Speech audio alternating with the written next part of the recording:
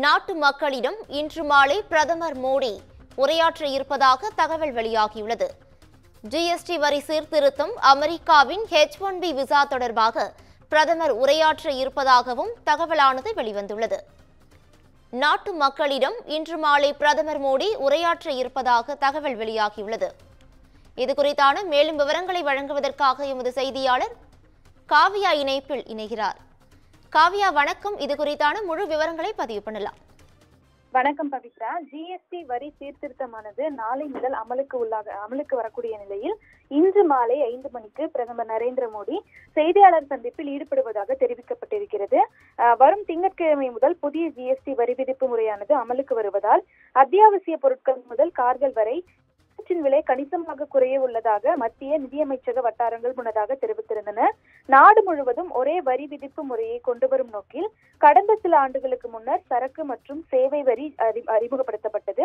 இதில் 5%, 12%, 18% மற்றும் 28% என 4 அடுக்கு வரி விதிப்பு முறைகள் நடைமுறையில் இருந்து வந்தன. இந்த நிலையில் வரி அமைப்பை எளிமைப்படுத்தவும் அத்தியாவசிய பொருட்களின் மீதான வரியை குறைக்கவும் கடந்த 3ஆம் தேதி நடைபெற்ற 56வது ஜிஎஸ்டி கவுன்சில் கூட்டத்தில் புதிய வரி விதிப்பு முறைக்கு பரிந்துரை செய்யப்பட்டது.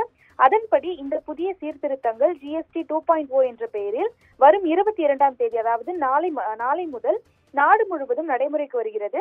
இந்த புதிய வரி விதிப்பு முறையின்படி தற்போதுள்ள 4 அடுக்கு முறை மாற்றப்பட்டு 2 அடுக்கு வரி முறை அறிமுகப்படுத்தப்படுகிறது. அதன்படி அத்தியாவசிய பொருட்கள் மற்றும் சேவைகளுக்கு 5% வரியும், இதர பெரும்பான்மையான பொருட்கள் மற்றும் சேவைகளுக்கு 18% வரியும் விதிக்கப்பட இருக்கிறது. அதே சமயம் சொகுசு பொருட்கள் மற்றும் புகையிலை பொருட்கள் போன்று தீங்கு விளைவிக்கக்கூடிய பொருட்களுக்காக 40% என்ற புதிய வரி விகிதம் அறிமுகப்படுத்தப்பட இருக்கிறது. அதன்படி விலை உயர்ந்த சொகுசு கார்கள், உல்லாச படகுகள், தனியார் விமானங்கள், கைத்துப்பாக்கிகள் மற்றும் பெரும்பாலான குளிர்பானங்கள் மீது 40% வரி விதிக்கப்பட இருக்கிறது.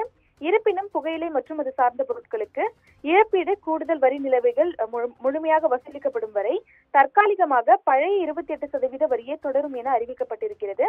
இந்த வரி மாற்றத்தால் மக்களிடையே அன்றாட பயன்பாட்டில் உள்ள பல்வேறு பொருட்களின் விலை பெருமளவு குறைய வாய்ப்புள்ளதாக முன்னதாக தெரிவிக்கப்பட்டிருக்கிறது.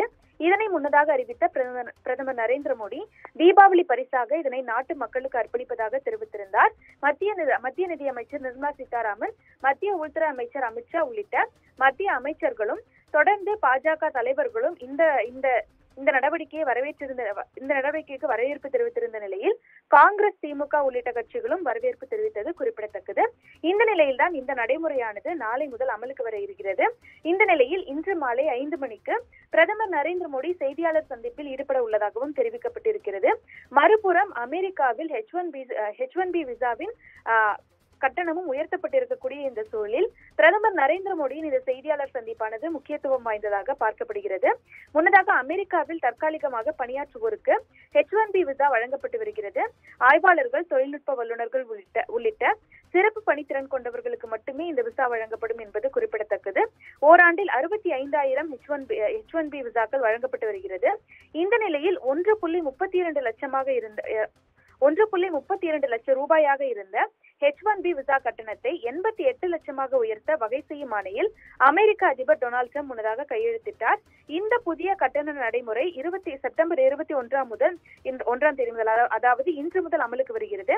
இந்த நிலையில் இது தொடர்பாகவும் பிரதமர் நரேந்திர மோடி இன்று செய்தியாளர் சந்திப்பில் பேசுவார் என எதிர்பார்க்கப்படுகிறது. கூடுதல் விவரங்களுக்கு நன்றி காவியா.